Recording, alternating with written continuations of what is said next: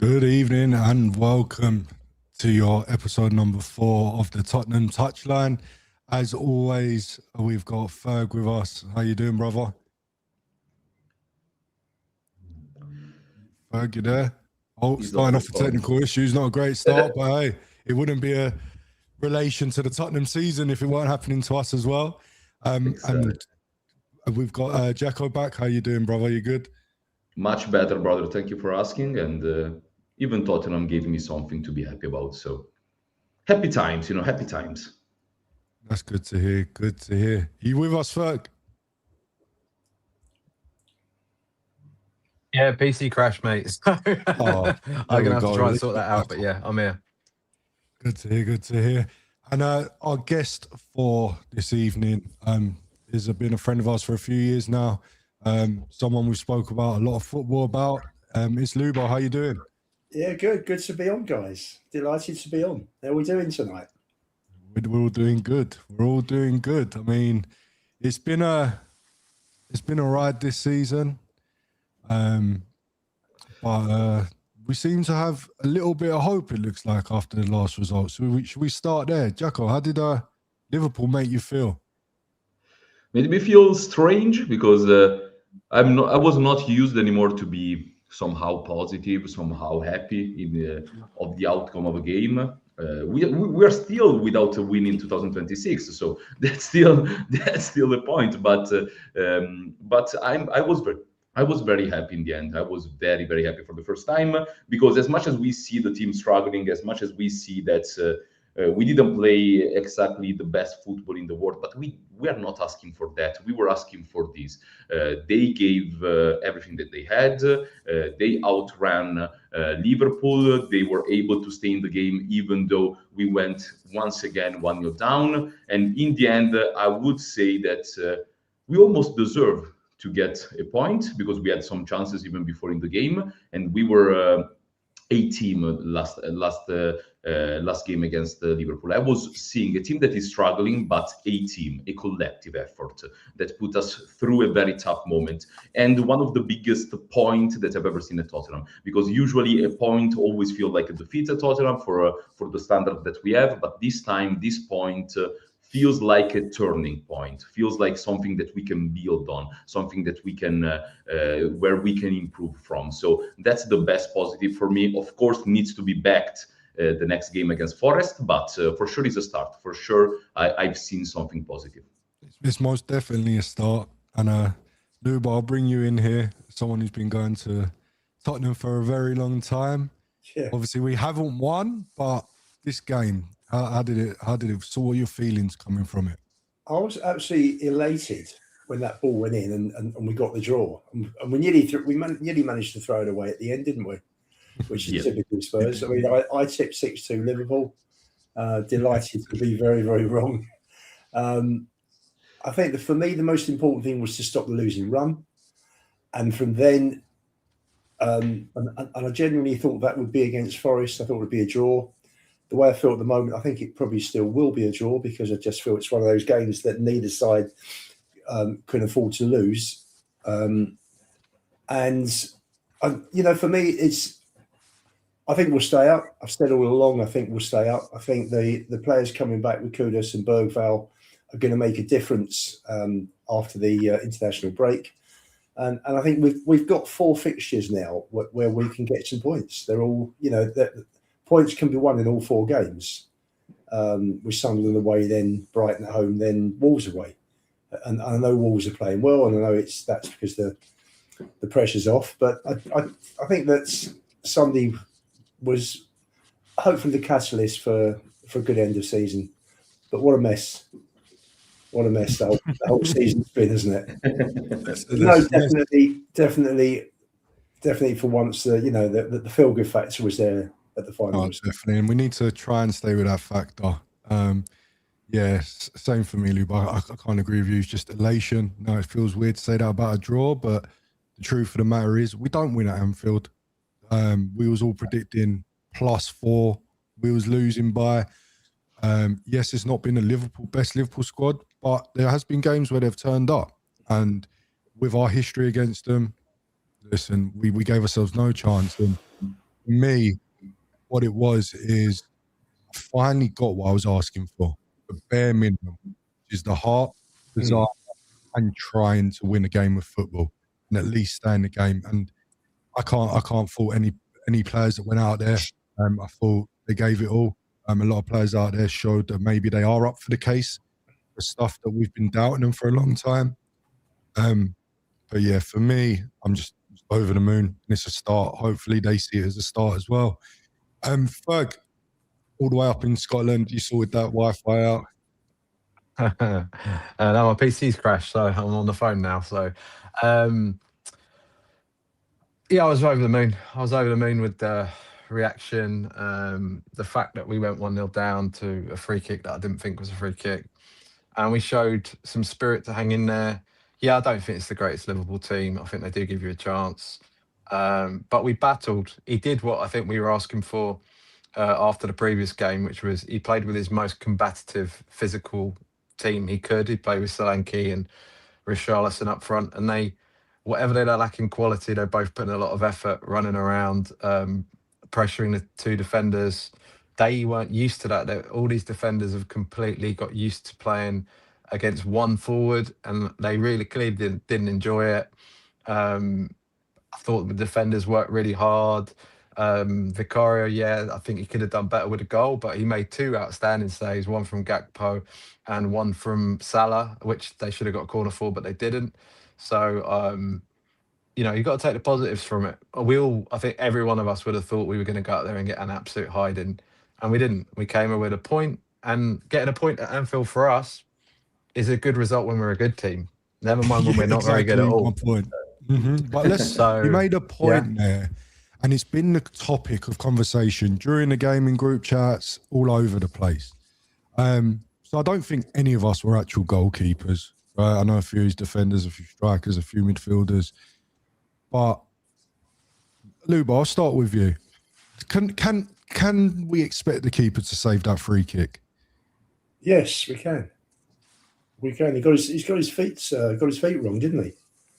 Should have got across. He got a hand to it. If he'd have moved across quicker, he'd have probably got both hands to it. So for me, yes, I've always been, up to this season, I've been a big supporter of Vicario. I hate this new style of football where the goalkeeper's got to be expected to be Messi level with the ball at his feet. I think it's ridiculous. So many goals have come from playing out from the back. I think it's a tactic that hopefully will die out in the next year or two. I think it just needs for one major final or one major league to be decided by an error from the back that it'll start changing. For me, a goalkeeper's got to be a shot stopper, and there's very few that are better than Vicario shot stopping. His form this year, for me, of the 3 years he's been at the club, has been disappointing compared to the previous two. I think there've been a few goals that I would have expected him to have saved. We seem to let in a lot of shots from the edge and outside the box. I know there aren't too many screamers like Gakura's the third Arsenal goal at the Lane a few weeks ago, but that went in like an arrow. But listen, I'd much rather him than Kinski. Kinski should never have been played last Tuesday. I thought that was just appalling by Tudor. You get to a Champions League last 16 game and you're in a relegation fight. You don't start experimenting with another goalkeeper who hasn't played for 4 months. So yeah, no, most definitely. Jacko, just hold your fire for now, because as we're both Italians, we are going to get shot with you defending your boy. So we'll leave us last. Just to make sure we're out there. Ferg, free kick. I know you touched on it slightly. I think he should have done better with a free kick. He got down a little bit too slow. It's one that really is. It was quite well struck, but I think it's savable. I was quite upset at the time when it went in, I'm not going to lie. But he also did some good things in the game. He also did a couple of terrible goal kicks, and then he started just humping it long. And actually, I was happy when he was humping it long because we had two guys that are good at winning duels to win the ball for us. So I don't mind that. I don't mind us hitting it long. I'm not expecting us to play good football anymore. I don't care about good football. I just want us to go with the most battling team possible, to fight and scrape and scratch and scream for every single point possible. Because I don't want us to go down. I know there's a new narrative out there in the Spurs zeitgeist about us actually wanting to go down. And as much as I don't like the owners, that would be an absolute unmitigated disaster for this club. Yeah, I not want them like to what Gary change. Neville says. It would be a No, disaster. it would be a disaster for the club. And, I'm not happy with Gary Neville's comments. I wasn't happy with Jamie Carragher on the TV. I thought it was some of the most biased commentary I've heard ever. Everything we did was really bad. It was definitely not a penalty when on Richarlison, which has been a penalty for other people. And, he didn't even see the replay and he was saying, no, no, no, no, no, no, no, no, no. So, look, there's lots of, we can apportion stuff out, but I can't say anything other than I was actually quite proud of the effort they put in on the weekend. Was it perfect? No. Did we play fantastic football? No. But did I see effort I hadn't seen? Put it this way, that is our best performance of this calendar year in the Premier League by far. Not I even- haven't seen I'd say spirit like beyond that. I'd say beyond that. But definitely this calendar year, no question, that's our best performance in the Premier Mhm. League. There was more fight in that game than I saw under Thomas Frank since probably September. So I got to give Igor Tudor his flowers for that. Is he the perfect manager? No. Is he maybe someone who's got the players on his side? I'm hoping. It's all hopium. There's no concreteness to anything that I'm seeing, but I need to have some faith. So I'm willing to buy him for now. This Forest game is so massive at the weekend. We need everyone up for it, willing to fight. Also, the comments from the players this week, like Poro's come out, Van der Ven's come out, and there are more comments I want to hear. We got to stop making 100%. excuses. We got to start turning up on the pitch. And I got to say, the majority of the players did that on the weekend. They definitely showed us that. They definitely showed us it. Right, Jacko, it's down to me and you, man. Are you defending your Italian? For sure, Your for Italian sure friend. I am. Your paisan. For sure I am. And for different reason. I feel like, on Twitter in terms of and in the fan base in general. I don't know about the fan base that goes every time on the stadium because I see a lot of time the fan base on Twitter, but I'm seeing Vicario as a huge scapegoat. And let's be frank, like the first goal was his mistake, but it was a very unlike Vicario mistake. Like usually he's really good at that. I feel like, as Lubo said, he struggled to find his feet before making the save, so he didn't have the power to try to save that goal. And I feel like also we underestimate the fact that Liverpool prepared that kind of free kick from Slobosai with another three men that were completely covering the site of the goal for Vicario. That I don't want to say that it's an excuse, but it's surely something that will make the save a little bit more difficult, especially when a player like Slobosai kick the ball, and the way that he strike the ball, Slobosai is very hard, very direct. It doesn't have a lot of movement of the ball. It's very tough to save a shot from Slobosai. He could have done better, but I also want to say that I've seen 2,000 tweets in the moment that Vicario considered the goal like this is the worst guy ever. But when he made the save on Gakpo, and I repeat, that save on Gakpo is not normal. Is not normal. I don't care what people see. On the first shot, on the first post, from inside of the box, a shooter like Gakpo that strikes the ball very well, that's a goal 90% of the time. And that's 2-0 game closed. 2-0 game absolutely close. We concede other two. And Vicario in that case was huge. On Salah, it was huge. And as much as we need to give him the fault for the goal, I want to see some consistency in terms of also we need to say that Vicario overall was a positive performance, because when you make a save like the Gakpo one, for me, you are already doing more than what you need to do as a keeper. Then he had another save in a clutch moment. And I feel like overall, for the things that also Lubo said, the way that we want the keeper to be fantastic on the ball, I feel like a lot of saves this season from Vicario got overlooked. And I'm gonna be completely honest. It wasn't the 100%. first one on Gakpo. We had a lot of them, but we decided to not watch them anymore because we want to fit the narrative that Vicario is the problem at Tottenham. He's not. For me, he's not. He's one of the problem when we have the ball, for sure, but he's a brilliant shot stopper. And when you're fighting for relegation, when you need to keep the things simple, you need a keeper that is a brilliant shot stopper. So I trust Vicario in this moment, to be fair, even though, yes, the free kick on Szoboszlai, he could have done better. I really do get the point that everyone's making in terms of this season, right? I really do. And that's something that I agree with Lubo. I think people just try and copy managers like Pep a bit too much. But people need to understand that Pep's made the same decision. He wanted to replace Edison. Did he go get another ball kicking keeper? No. He got Donnarumma, who is not great at his feet. He's not. We've seen a few times where he tries little stupid Cruyff turns. His passing range is not always there. But he's an excellent goalkeeper. And I think eventually we will get there. Now, one thing I wanted to point out, I saw a stat. Now, I don't know if it's just the Premier League era, but even if it still is, are we taking away from how good Szoboszlai is at taking free kicks? Because let's go through some of the players that have took free kicks for Liverpool. Steven Gerrard, John Arnorisa, Philip Coutinho, Xabi Alonso, the list goes on, right? This Szoboszlai this year has scored more free kicks in a Premier League season than any of these players. Now, for me, that goal, yes, a keeper could probably get across. It may be enough to push it on the post, but I don't think anyone gets a clear save on it. Now, the reason I say that is not because of the angle or the positioning. For me, it was just the strength of on the shot. Right.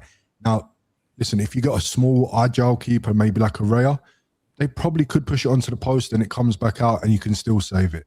So Vicario does need to move his feet quicker, but ultimately, can he move them quick enough to get across? I'm not too sure. I'd have to keep rewatching it. But listen, he got his hand to it. Could that hand be stronger? He took 2 steps and then dove and dived. Could he have potentially moved those feet quicker? They're all questions that he needs to look at and improve on. But just for me, the ultimate thing was, will he get there quick enough before that ball goes in? I'm not too sure. But again, I think the point here is if we look at the overall performance in the game, I thought we had a very solid one. I agree with Jacko, Gakpo, Salah. He didn't let his head drop. And just like David said in the chat, listen, this guy has saved us plenty of times. We're in the Champions League because of him. Let's not forget that monster of a performance against Monaco. And there's been plenty of games for it. And I think Vicario is a keeper that can you improve on? Yes. Has Tottenham got the ability to attract and pay for a keeper that's better than him? I'm not too sure, for one. And for two is we've seen this guy accept his mistakes and tries to improve on it. And I think the setup is a huge thing. We're not letting in corners like when he first came in, because he's worked on it, the team's worked on it. And ultimately, again, the keeper is your last person in there. There has been so many errors leading up to a goalkeeper that you're going to blame your goalkeeper when your defenders weren't defending, your midfield wasn't pressing, your forward lines were losing the ball. And just for me, I think it's an easy way out. That's just for the whole season. But if we bring it back to Liverpool, Ferg, again, you mentioned it, and I was infuriated, right? So Lubo again, Richarlison, for me, if he takes the shot, which he did, he doesn't get the penalty. Had he been a bit more dramatic, Van Dijk should have been off. What was your feelings? Either way. I don't understand what these refs do. I don't understand what the referees in Stockley Park are looking at. In fact, I don't think they even checked it. I think because the refs' probable interpretation was the two of them were grappling for the ball. It was a 50-50 and Richie got the shot off. But that was a penalty because he had hold of his shirt. He was pulling him back. For me, it's a penalty and a red card. But Van Dijk seems to get away with just about everything these days. So them and Arsenal. You know, the fact that three decisions today were flagged for them that were all penalties that weren't given, and a number of them could have been red cards too, but yet we're the ones that get punished. You know, there's been umpteen other incidents that we've been punished for way more severely than other teams. We haven't had a single penalty all season. That was a stonewall penalty for me as well. Couldn't Cool. agree more. I just think Chris Kavanagh's a poor ref. I think the league is full of them, and the people on VAR are awful as well. Yeah. There should be football. There should be footballers in charge of VAR. In fact, to be honest with you, scrap VAR. You've got a fourth official, haven't you, on the touchline with a spread? Use him. He's hardly used during the course of the 90 minutes. Use him. If he's having a look at it, he calls the referee over quickly. It's all done in seconds. This is what I think. What do you think? And I want to see referees have a look at a situation and actually have the guts to turn around to the fourth official in Stockley Park and say, do you know what, I'm sticking by my original decision. Because I think Michael Oliver did it once. And then the second time was a few weeks ago, and I saw a decision that the referees kept to when it was blatantly wrong. I'm trying to remember which one it was.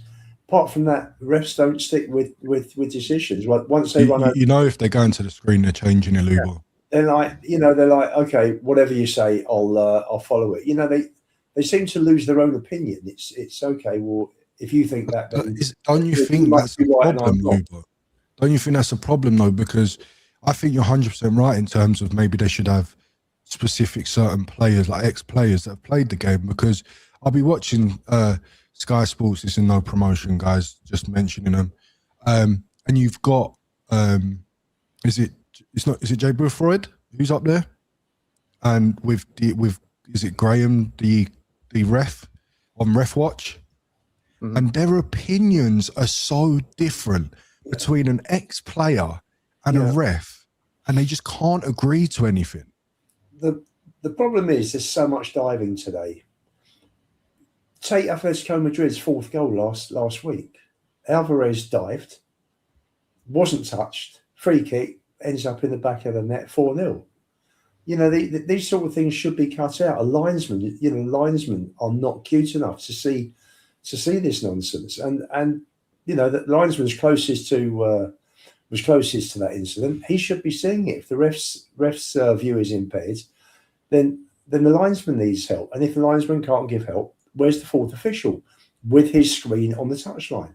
You know, they've got to work together as a team, and refs don't have an easy job because players are cheating the whole time. It's just a way of life, isn't it? In football, it's horrible. I mean, I remember years ago when I was watching football in the 70s, everybody used to laugh because there was one particular forward playing for a northern club that used to dive all over the place and get away with it. 100%. You know, but he was probably the first one and the first English player to do it, and you know, it's God no. I mean, it's horrendous now. It really is poor. It's getting really bad, mate. And I can't disagree. I think everything you've said is 100% facts there. Jack, I just want to change the question a little bit for you. Right? Yeah. So Lubo spoke about the ref. Now I want you to speak on Richarlison. As a coach, do you tell your player to go down on that when he feels the challenge? Me? No, absolutely not. Also because I am an academy coach, and kids doesn't really need to be instructed to cheat in some ways.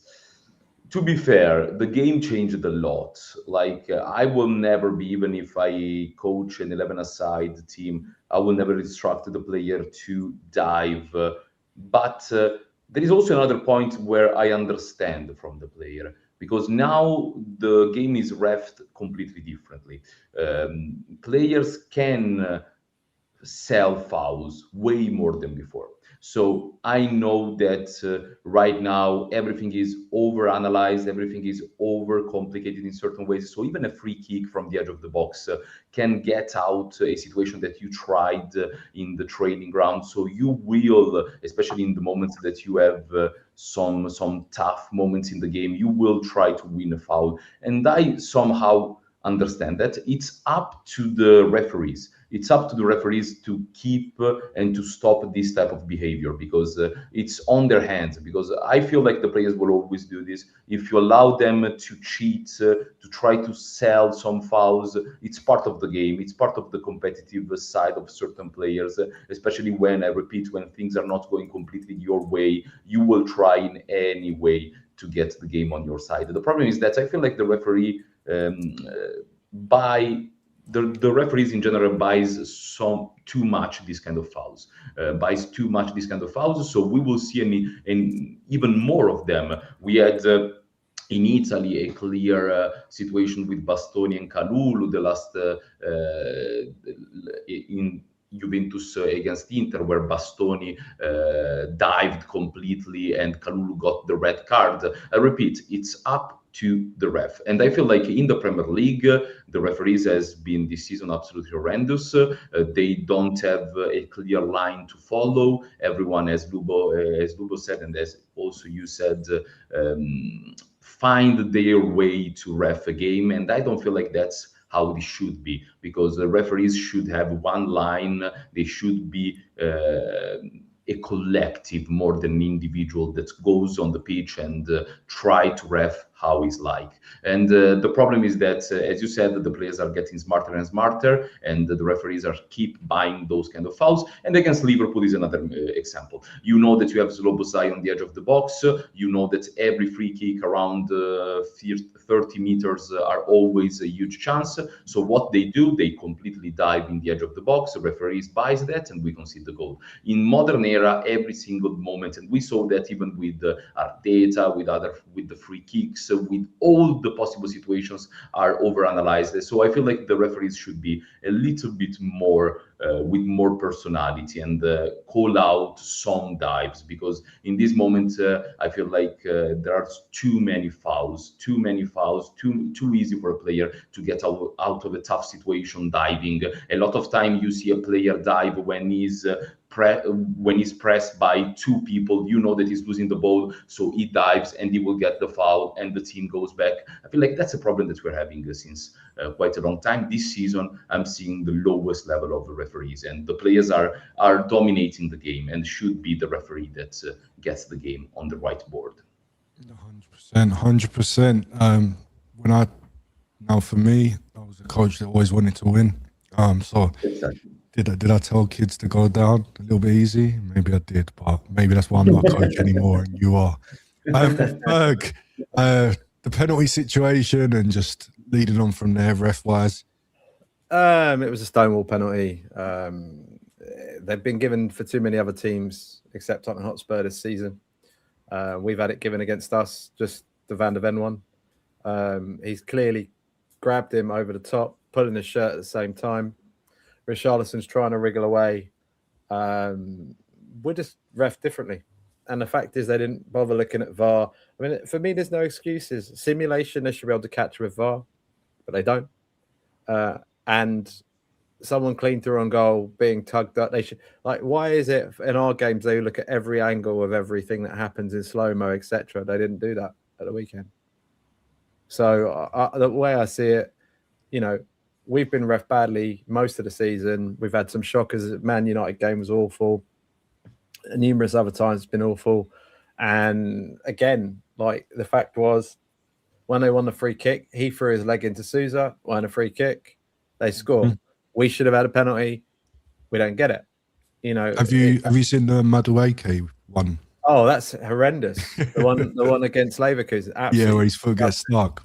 Yeah, like, that's never a penalty. But Never. you know, that's what I'm saying. It's like, it's so inconsistent, and it's easy, right? Because people are going to say we're in this situation because we've lost points because of refereeing.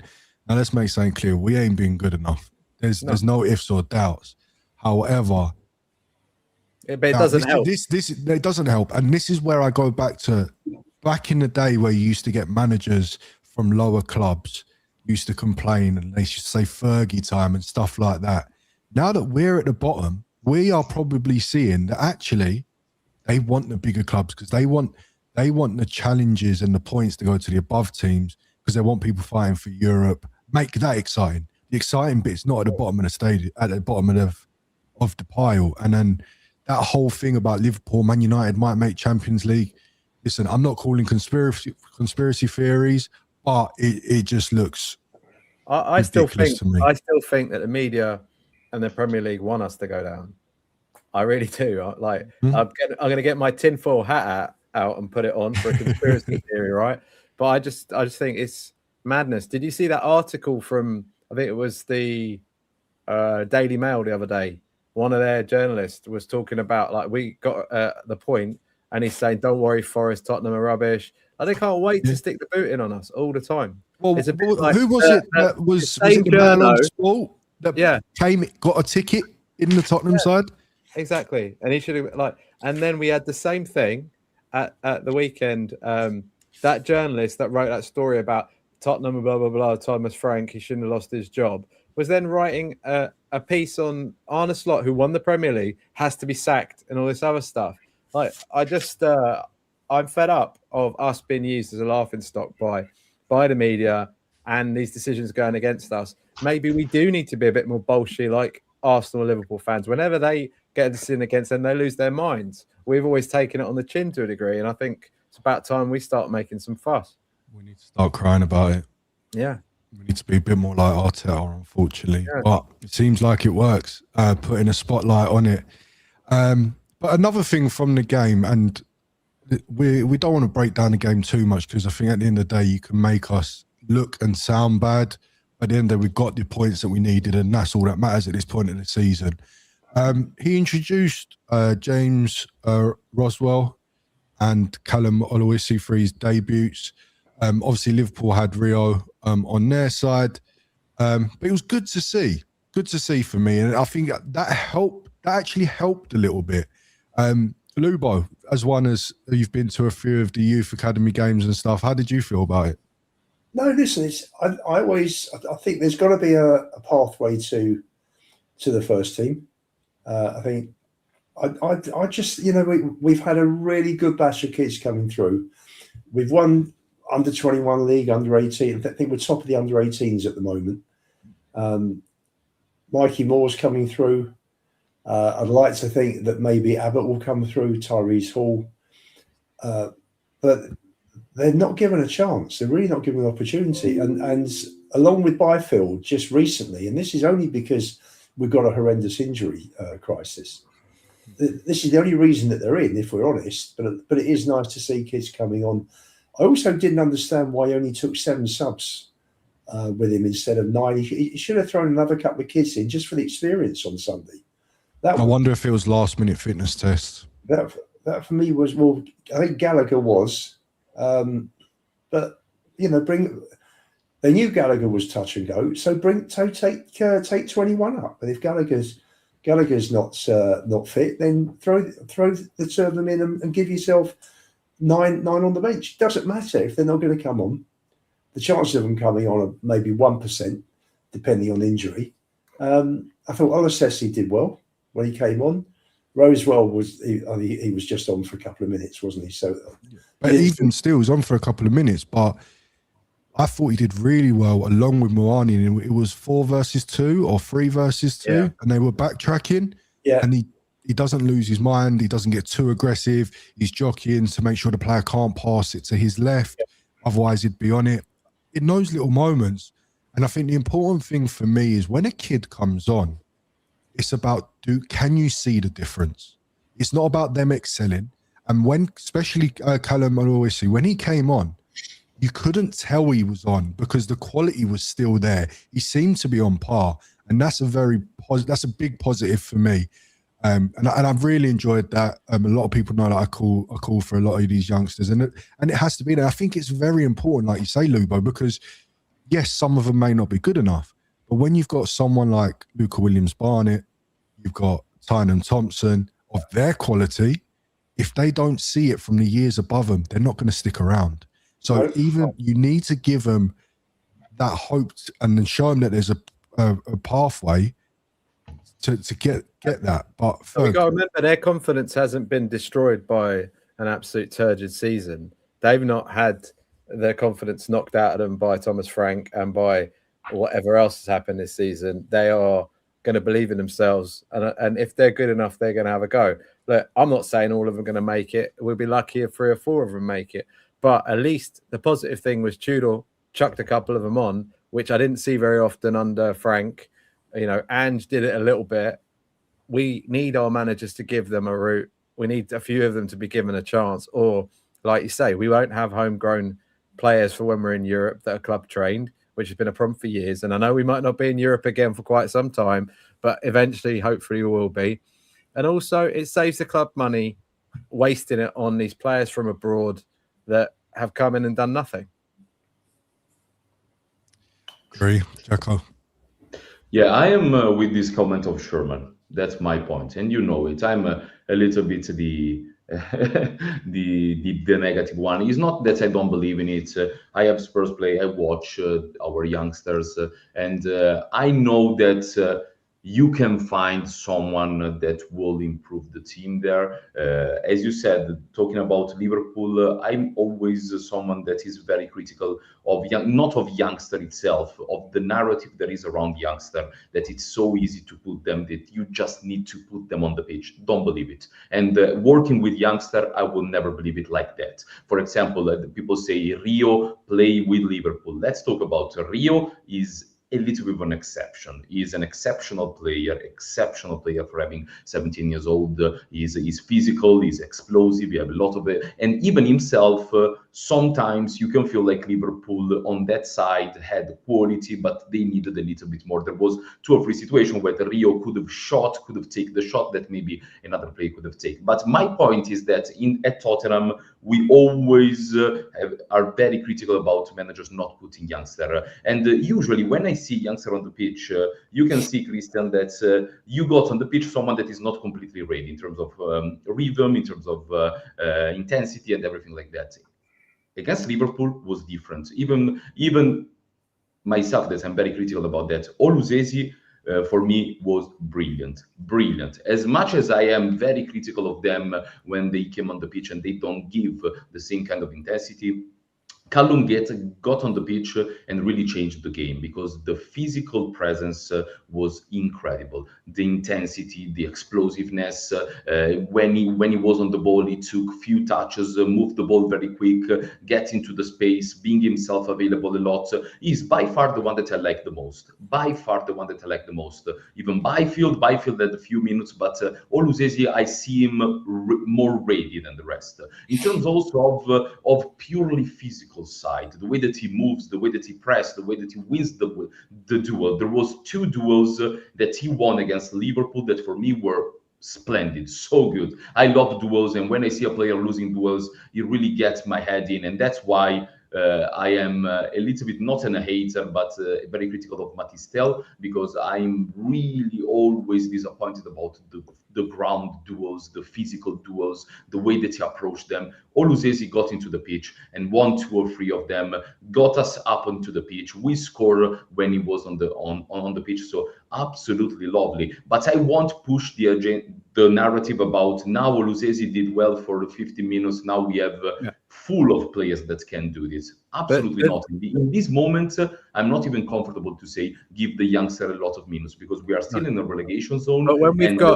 when we've got 13 players and 2 goalkeepers on the bench, and you need to rest people before another game coming up midweek and another one, like, sometimes you have to take a punt. And yeah, I agree with you. I would pick the most physically able of the players for this battle. Like, Oluseyi's not a small guy. He came on. He's got a physical presence. Do you know, Byfield's very young, but he's a big guy. He's physically built. So he's someone that I'd feel more confident in.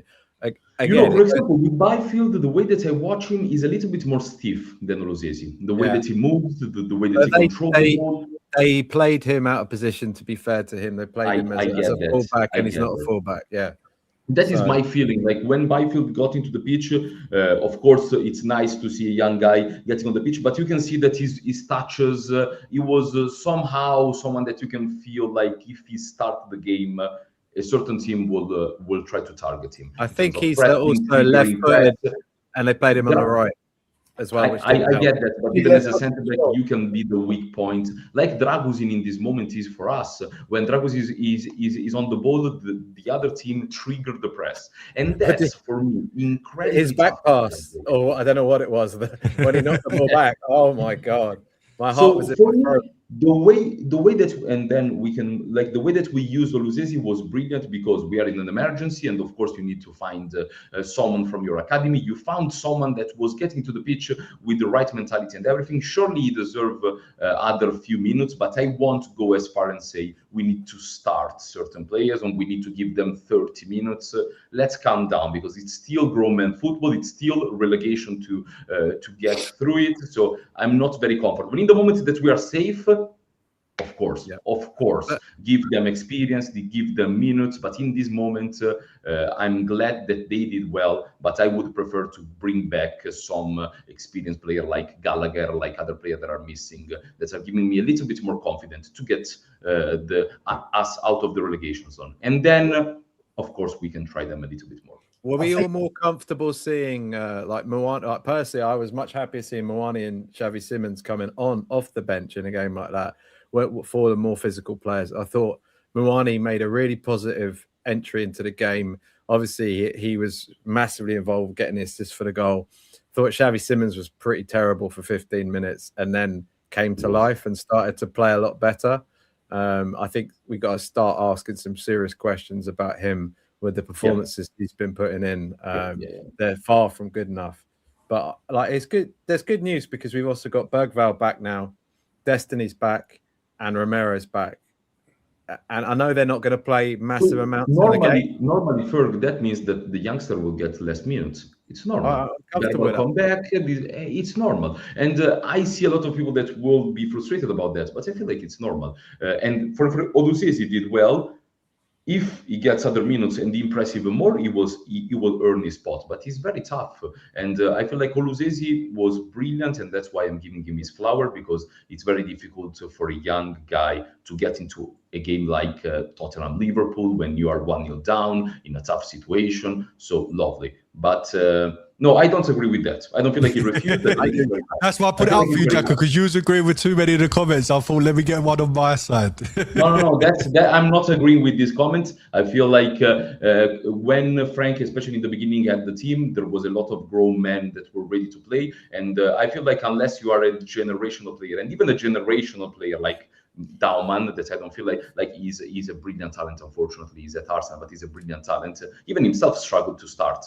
So I feel like in order to get into the team immediately from the start, you need to be on another planet. Of course. But here's the thing, though, Jack. I don't think anyone's ever been asking them to start. And if they have, it's been from crashing out like me because of what we're seeing on the pitch. It's all just an emotional thing, right? Like if we were the managers, it'd be differently. Like for me, I'll say it as it is. Now, yes, Championship League One is a different level, but George Abbott went from under 21, who wasn't the speaking point, by the way. It was always Donnelly, it was always Mikey Moore. No one really spoke about George Abbott. Great couple of seasons he's having. Donnelly's had 2 good seasons. Ashley Phillips, by the way, has been made captain of Stoke City in the Championship. Now, that is a big thing to be made captain. Alfie Devine putting in some good performances at Preston. Now, again, they may not be good enough for Tottenham. That's not my point. But ultimately, could have they potentially done a job if we showed them a bit more of a pathway? You could argue for Troy Parrott. He didn't really get a chance. We had Noni Madueke. We had so many players that... I don't feel like you found in this list a name that I'm really... No, but that's not the point, though, Jack. My point is that if a name does come up in our academy, which that name could be Luca Williams-Barnett, he won't stay at our football club if he doesn't get the progression. Players at youth level, especially in England, move teams like crazy. Rio, that's at Liverpool, he was at Chelsea's academy. Yeah, for sure. And Chelsea took Amari, not Amari Hutchinson. What was his name? That's now at Leverkusen. Chukwuemeka. Yeah. Like, players move, and if you want to keep them and you want to get that special talent and come through, they've got to be shown. And for me, Dalman is at Arsenal, very good player. But let's not forget, Arsenal have always been integrating them. Your Jack Wilsheres, your Saka. You've got the other guy that's left now that was playing left wing. But they also had Smith some Rowe, huge Alex talents. Iwobi.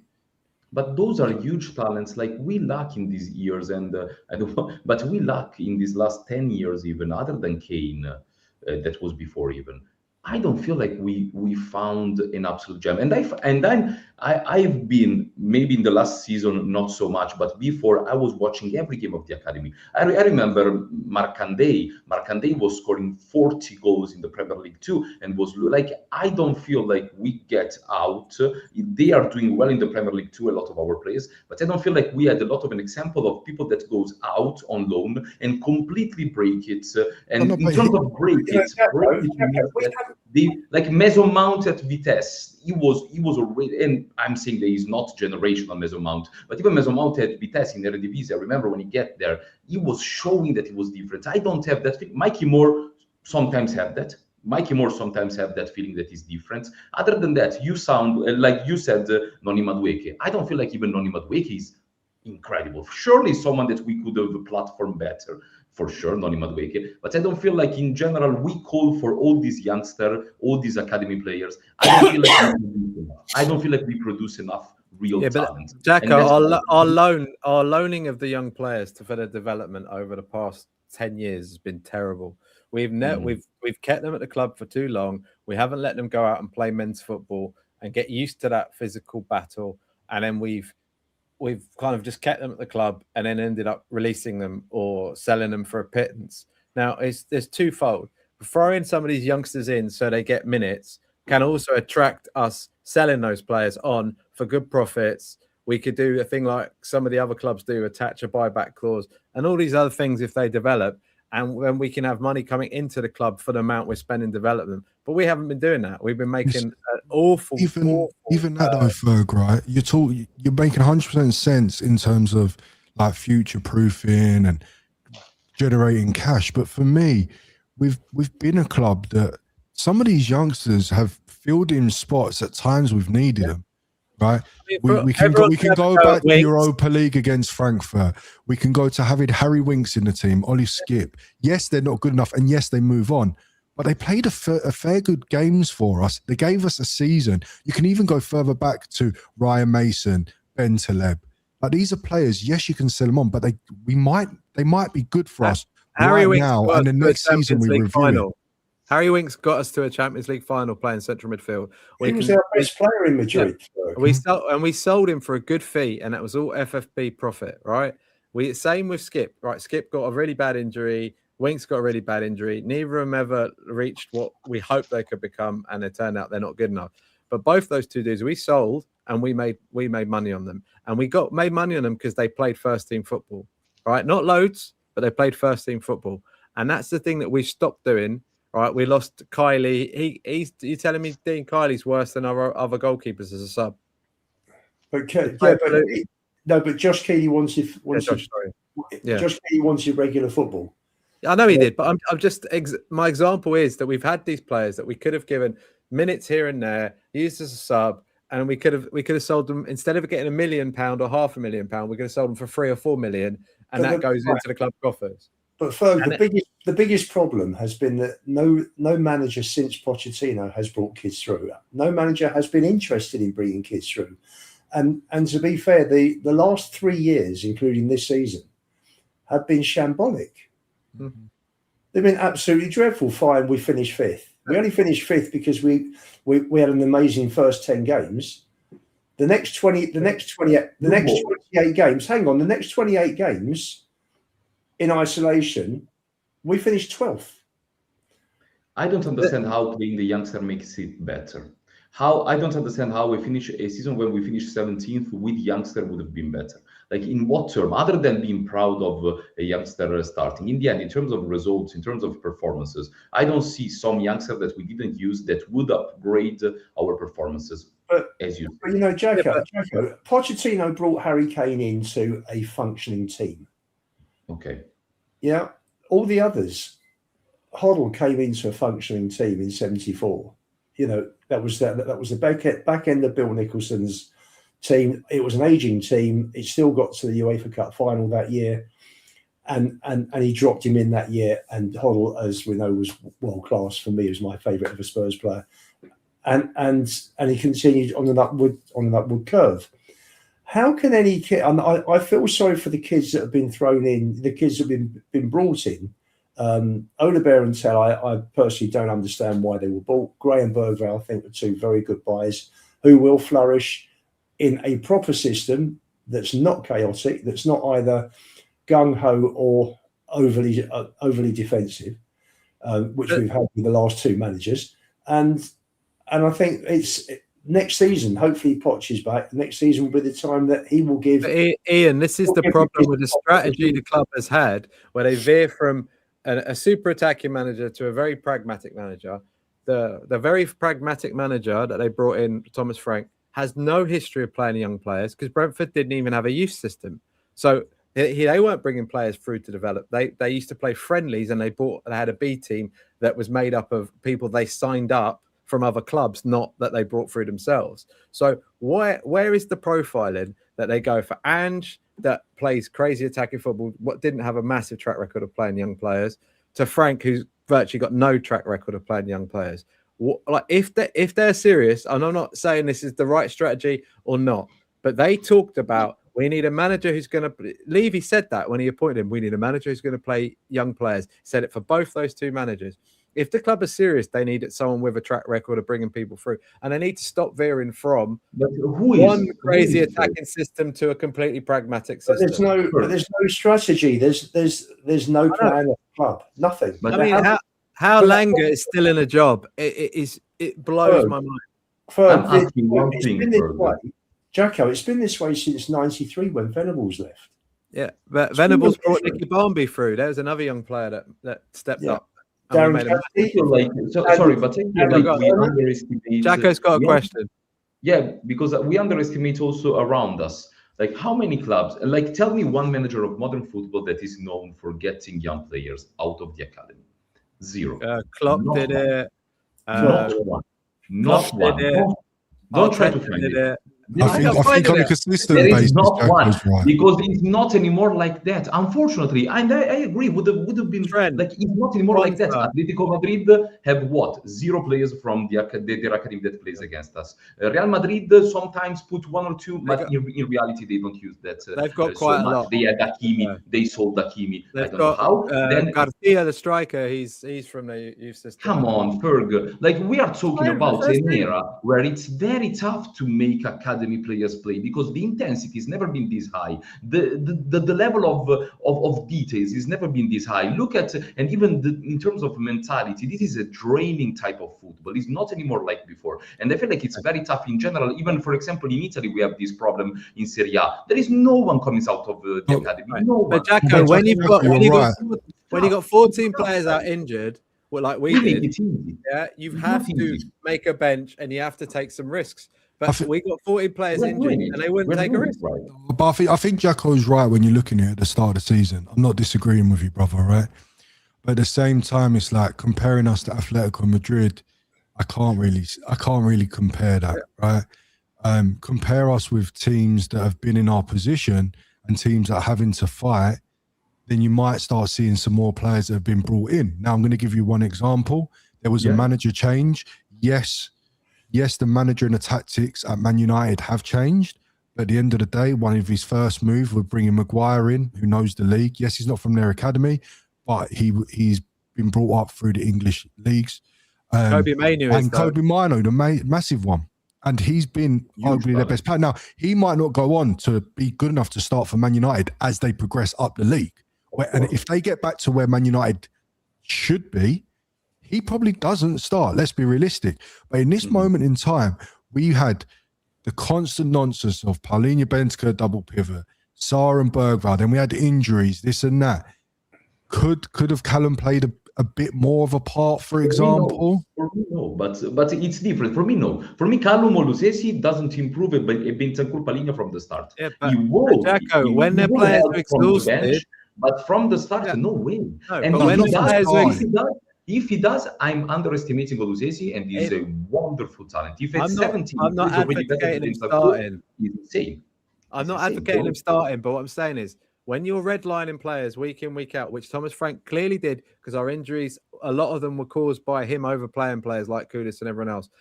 You can help yourself in cup games, in Europe, or in the league by giving him 15 minutes and resting someone once in a while.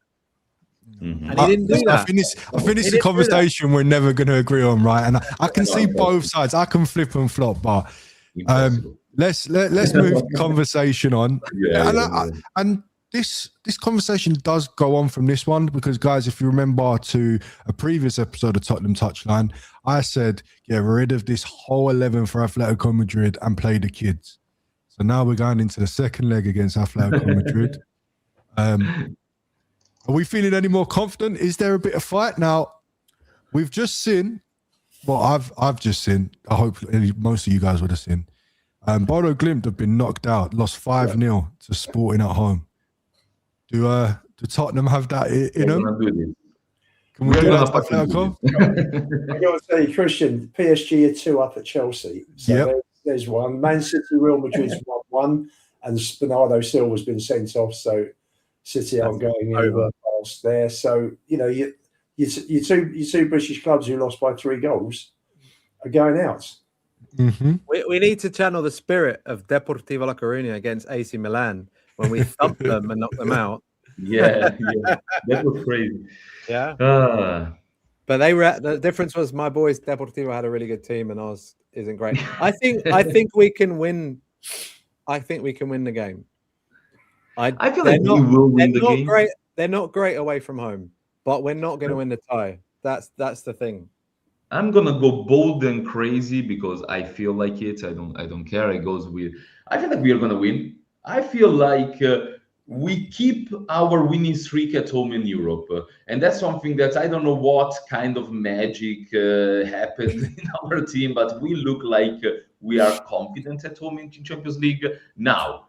Atletico Madrid is a huge test, but a draw against Liverpool, a win against Atletico Madrid. I'm not saying that we go to the next round, no, but we win the game, not the tie. I feel like it's also very positive to go to Forest because in the end, we got a draw against Liverpool. We won, let's say, we are hypothetical, but we won against Atletico Madrid. Now let's do this. Now Forest doesn't scare me. Now Forest, we can get that. And if we win against Forest, in my opinion, we are safe. And I don't want it to be, but in my opinion, if we win that 6-pointer against the Forest, we can be a little bit more calm. So yes, we win against Atletico Madrid to get very confident against the Forest. Go on, Jacko, we played very well against Dortmund and then went to Burnley and just you're right.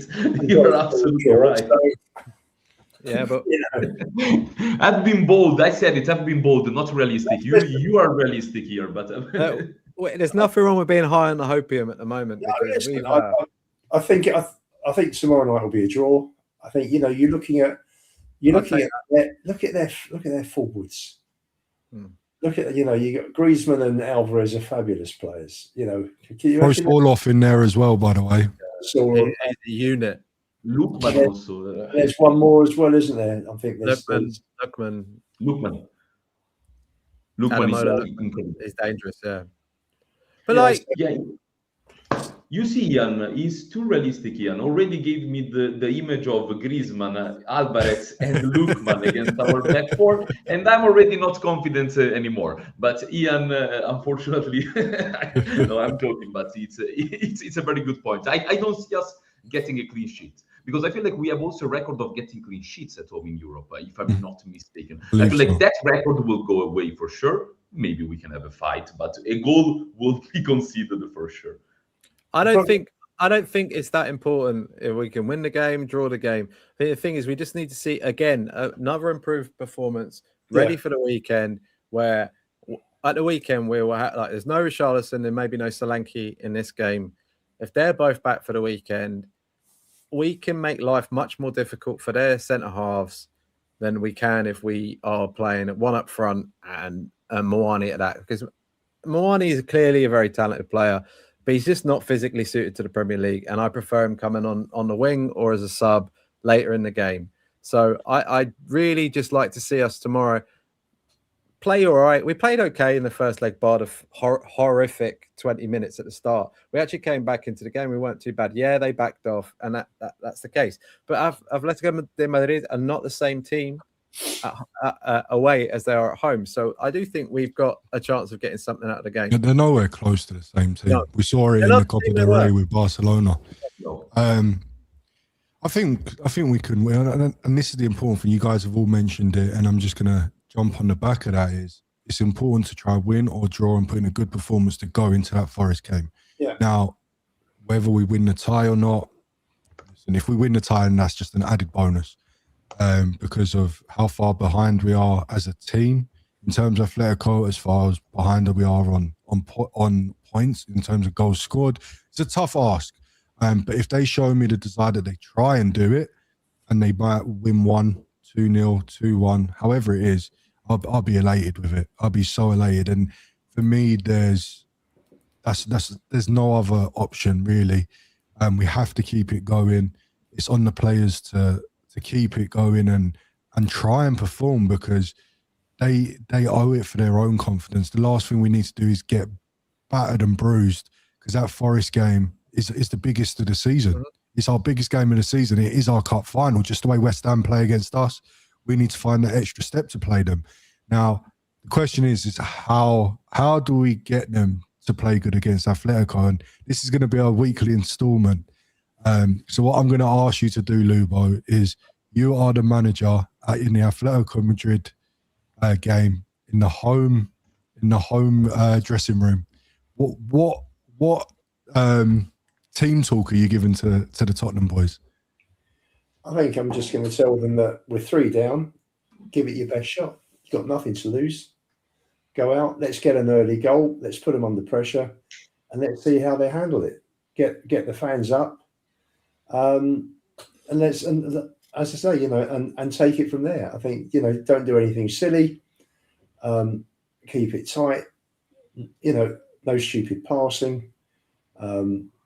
Moani will be up front on his own tomorrow, won't he? Unfortunately, if Solanke is injured, which isn't a definite, because I think he's having a late fitness test. Yeah. So if you've got the two of them, then great. If you haven't, Moani can still hold on to the ball. You sort of play long balls up to him. I hate these short passes around our 6-yard box, because everybody presses. The difference between now and years ago was that the ball had to go out of the penalty area straight from the goal kick or a free kick, whatever it was. Doesn't have to now. Goalkeeper can pass it to the centre back, and all of a sudden the centre back's pressed, and he's in his own. He's 6 yards out from goal. It's a mad tactic. So for me, I don't think Vicario's got it. His footwork is not as good as, say, an Alisson or an Edison. So for me, I'd be playing it long. I keep it compact, and try and move the ball quickly. Try and move it quickly. I think that's the secret. I think that's, for me, the biggest frustration this season has been how slow and laborious our build-up is. And whereas away from home we've had better results. I think away from home we got 20 out of our 30 points on our travels. And that's because, teams come up, teams are open, the home team come on to us and they leave spaces. The problem with playing at home is that a lot of teams will drop back, they'll drop into a low block. And by the time we've knocked the ball around 25 times between the defenders, they're all set up nicely. So it becomes really hard to break down. So I try and get Tell on the ball to run at defenders. It's gonna be a tough one. But what's frustrating about last week? They're a much better team than us. Player for player, they're a much better team than us. But I look at the goals they scored. The first 3 were gift wrapped. They might as well have been Christmas presents. The fourth goal should never have been allowed because it came from a free kick that was never a foul. That was a dive. And the fifth goal should never have happened because Richie should have buried that header. So, you know, you look at it and they're all avoidable, you know, with proper studs. And for that, I blame the club. I think the unprofessionalism there is dreadful. Everybody knows that Atletico Madrid have had problems with their pitch. Everybody knows that they've relayed the turf back end of November. And everybody, you know, if they did their homework and if they're following, if the scouts are keeping an eye on all the clubs in the Champions League, then again, you know, they would know that Atletico have got problems with their pitch. So I don't know. I was just gobsmacked that you saw them slipping all over the place. Not just that was so amateur, wasn't it? So, I mean, the home team did as well, but nowhere near as much as we did. So really frustrating. I didn't expect to get through this tie because they are a better team than us, but to give goals away the way we did last week was so frustrating. Yeah. Jacko. Yeah. What about yourself? What I would say, surely, as Lubo said, this is somehow a much easier game to play for the players than the Forest one, and but it's also as important to try to get some confidence, to try to get some momentum, to try to get some rhythm. I would also say that they're not unbeatable. Atletico Madrid is not unbeatable. It's a very good team. It's a team that is better than us for sure, but they're not unbeatable. If you are following them, they conceded 3 goals in the last 3 games, at least 3 goals in the last 3 games. They have problems at the back. They have players like Lenormand. They have players that are not exactly elite. Oblak is a player that is an incredible shot stopper, but can go a little bit, can make some easy mistakes on the ball, like we saw in the first Oblak's leg. out. Oblak out, yeah. Even better. He's not playing. Yeah. And I would say that we have a chance. I feel like the team needs to go on the pitch, even though I'm not expecting them to actually go to the next round. I want them to go on the pitch feeling like there is a chance, feeling like you score in the first 5 minutes. Now, what happened? Now, Atletico Madrid is on pressure. And I feel like the first 50 minutes will be key. It's a game that if you drag the game towards the end of the first half, 0-0, is a game over for me. So the first half, first 15 minutes are absolutely incredible. Absolutely so important. If the team is confident, if we got some confidence out of the Liverpool game, we should put that in the first 50 minutes. The first 50 minutes, go all in, try to suffocate them, try to create chances, try to put pressure on them. If you find the first goal in the first 50 minutes, I feel like we can have a very, very interesting game. And in the worst case scenario, in that case, if you can't find the other goals, at least you had and you gave something to the fans. You gave something to us, feeling like maybe we're not that shit, you know. Maybe we're not the worst team in the world. Maybe we can do something about it. Maybe the first 50 minutes wasn't the case. So I feel like, you know, to end, it is very important for the players, this game, to not make us feel like the Liverpool game was a fumble, was something that happened, and that's it. Because I know that is not important for the season, because we need to save ourselves, and that's the most important thing. But it's still 90 minutes of football, and this season, as Tottenham fans, we had very few 90 minutes of football that were satisfying. And if we had 2 in a row, Liverpool and Atletico, as I said before, is absolutely wonderful. So I'm not expecting a 3-0 win. I'm expecting a big performance to get momentum, and the Forest game needs to be the perfect game of the season, if there is one. 100%. And leading on from that, Ferg, I'm going to give you the pleasure to be the team talk for Nottingham Forest. So Lubo and Jacko have got the boys pumped up. They've got us a positive result out of Atletico. You're now in the dressing room at Forest. Every one of you boys, everyone, mate, I'll become Ange again. When you became Ange? I don't know. I just got inspiration. It's always Ange. You can't do that. Ange did a good one though. Ange did No way. a good one. He was good at that, so I'm giving you that. He was good. Right. I think you say to the players, and this follows on from the team talk I would have given them for the Liverpool game. guys, you've shown you can do it. You can get up for every game, win every ball.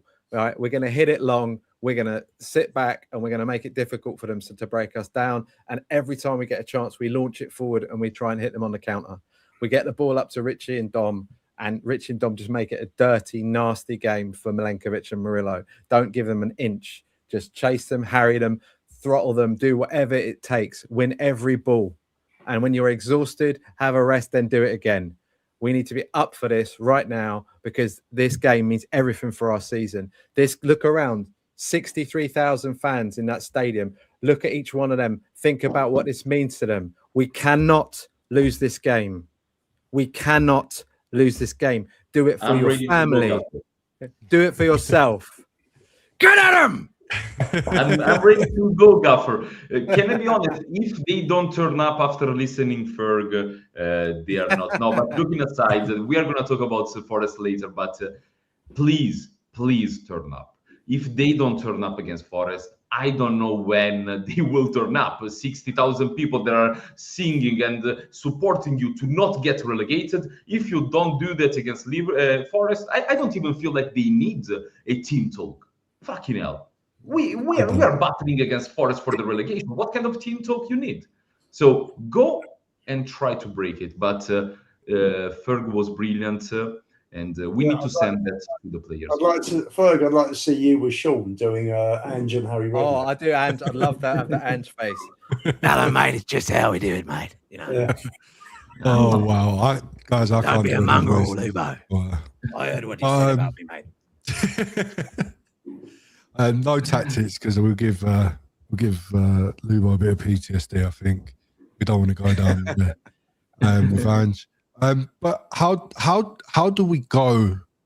So we've talked about how we sight the boys up. How do we set up? How do we play this game against Forest? The key for me is you stop letting Elliot Anderson dominate. Morgan Gibbs-White, you don't let him get into his groove, spraying the ball around. And for me, you battle, you're strong at the back, and you don't allow what's his name up front now? Igor Igor, Jesus. No. Igor Tudor, did you say? Igor Jesus, isn't it? Jesus. Yes, that's the one. Igor Jesus. You can't let him bully you either. You've got to be strong. Don't let him run in behind. Make it extremely physical game. I don't care how dirty he is. Go long if you have to. It's all about heart and desire. But what do you guys think? How do we approach this game? Would anyone else do what I think we should do, which is I think we should go with Van der Ven left back. I think we should go Danso, Romero as the two centre halves. And I think we should just make it really difficult for them to break us down with those three acting as like our back three at times. Porro on the right to whip balls in, sticking with Solanke and Richarlison up front. I think I'd like, if he's fit enough, I'd like to see Gallagher playing in midfield to give us a bit of experience and fight. And then I think I'd probably play Archie Gray because I think he's been excellent of late. And probably Sarr. I don't know. Depends on if Udoji is back. If Udoji is back, the only thing about Udoji is, from what Tudor said, he said he can be on the bench. He didn't sound like he was fit enough to play 90 minutes. Obviously, if he'd had 3 weeks to get fit, I think Destiny we probably chuck in after this 3-week break once he's had a chance to train loads. But I'd go 4-2-3-1. I'd play Spence with Romero, Van der Ven and Udogi.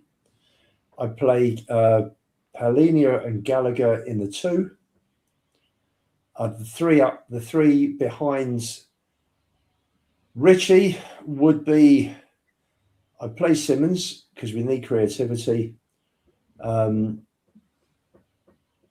probably play, I might play Richie on the left and Gray on the right, with Solanke up front.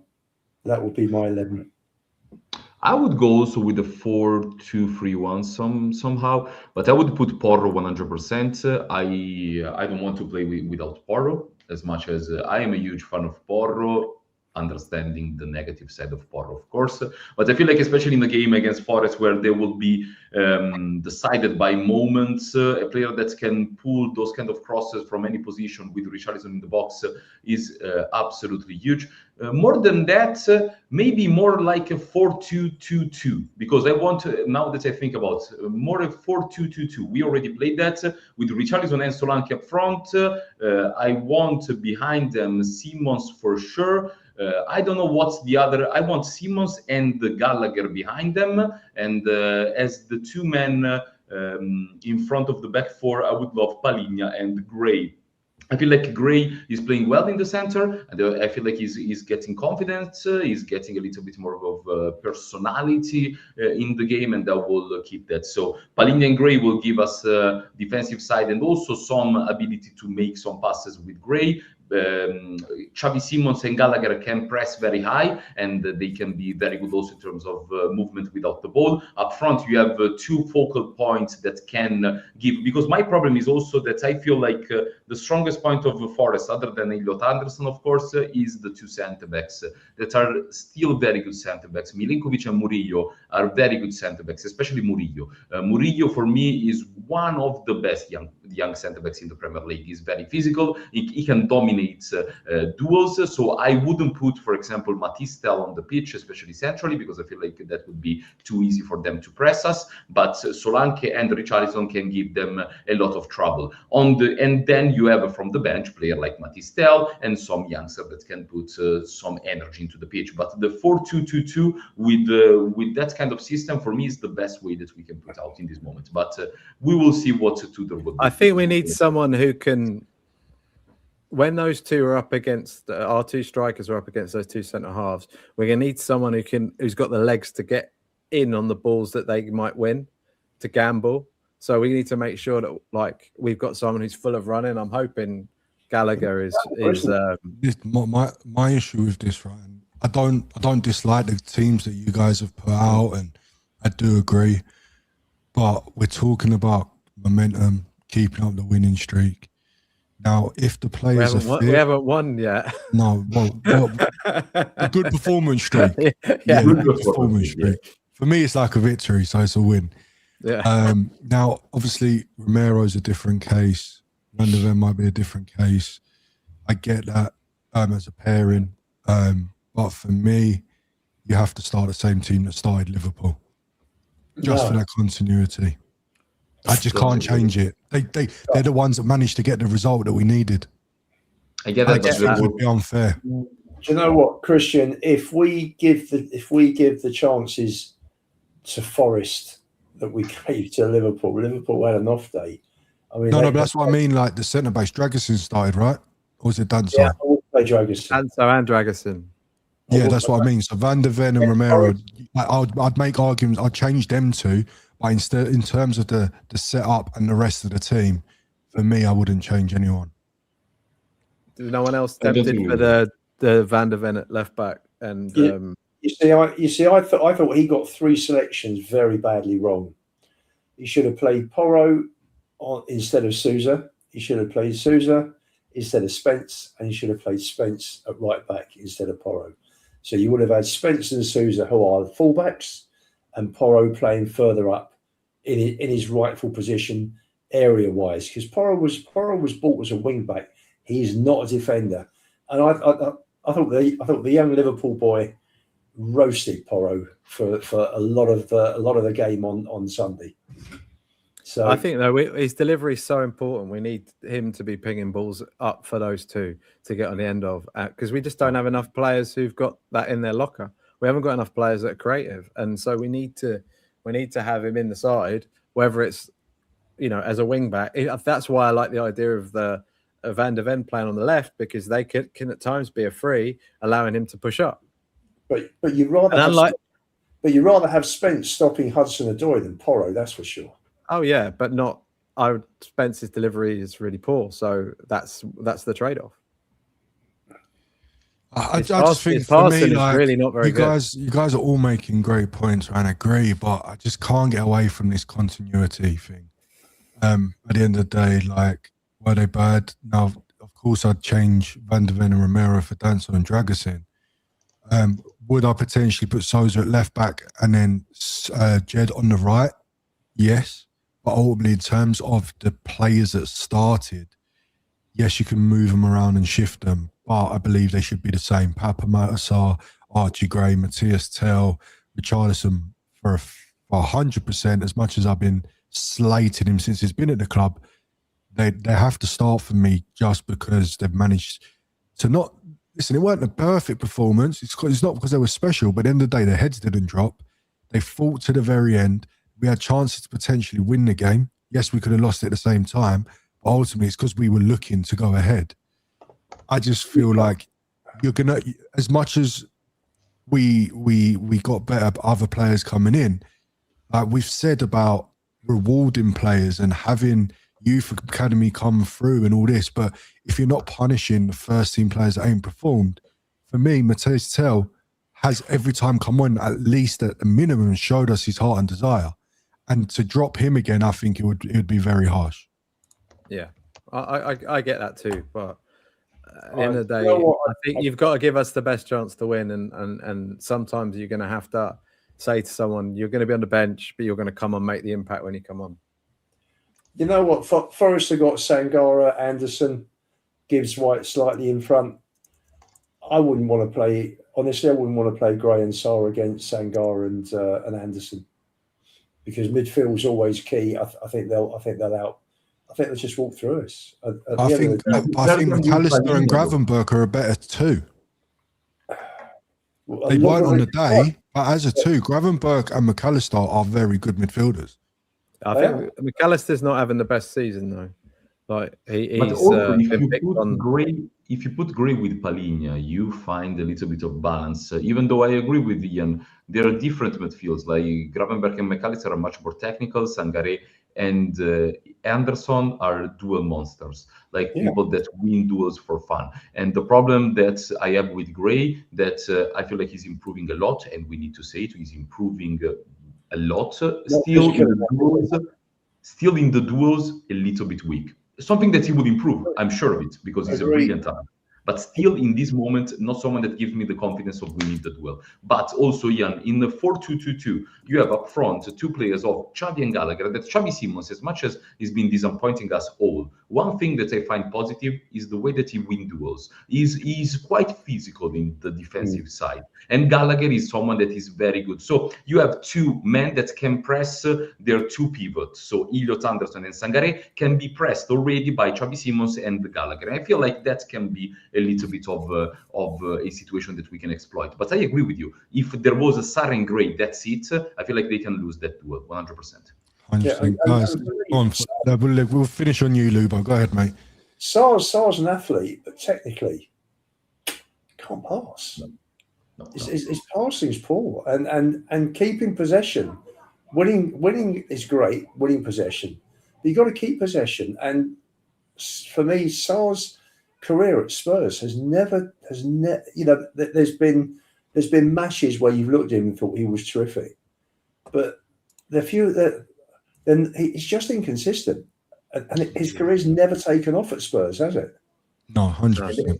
And I don't feel like it will. And I don't feel like it will. I don't think he will either, unfortunately. I don't feel like it will. And as a starter for the football club, no. Could we keep him as an option off the bench? 100%. For sure. But no, I don't think he will. At the end of the day, for me, the point is the boy we signed at 18 is the boy we've got now. There's been no improvement in certain areas. He's exactly the same player, and for me, that's a problem. Now he's good enough to come off the bench, but as a starting, no, not long term. Yeah. But guys, everyone in chat, thank you for joining us. You've had your team talk for the next two games. You've had Howard set up. Now let's hope Igor Tudor's revenge is real, and he's also been listening to the Tottenham Touchline. But before we go, Lubo, thank you very much. We appreciate you for coming on. Any last words from you, mate? Thank you so much. Right, and everybody subscribe who hasn't subscribed. Perfect. Berg, anything from you, brother? No, just you know what? It just feels nice to actually have something semi-decent to talk about, because it's like, to be honest, the last few weeks have been somewhat depressing. So it was good that, you know, we had a big upturn. I'm hoping we can parlay that into something decent on Wednesday and then get up for the big one. Like, we need a point or 3 points on Sunday, and there's nothing else that will suffice. 100%. Jacko. As Ferg said, I feel like it's nice to have some other vibes in this podcast, because unfortunately we decided to start the podcast in the worst moment ever of Tottenham. And also for the people that are listening to the podcast, I seem and we seem a little bit miserable. We are not. Trust me. When things goes well, the narrative is completely different, and we all don't enjoy a lot when Tottenham is not doing well. We are not someone that that try to get a lot of content out of Tottenham not doing well. So I hope that Atletico Madrid will be a good game, Forest will be a good game, and we will have a wonderful show once again next week. And that's I'm sure and that's what we I will. want. And you Can I just just want say what? Go on. and you just want to say Malta Bene at the end of the fight. Malta Bene. Final whistle, don't you? Can I just say, can everyone please like and subscribe, and big up everyone. Come on, you Spurs. Thank you so much, guys, for being How are here. you, Spurs? Thank you and good night. Thank you.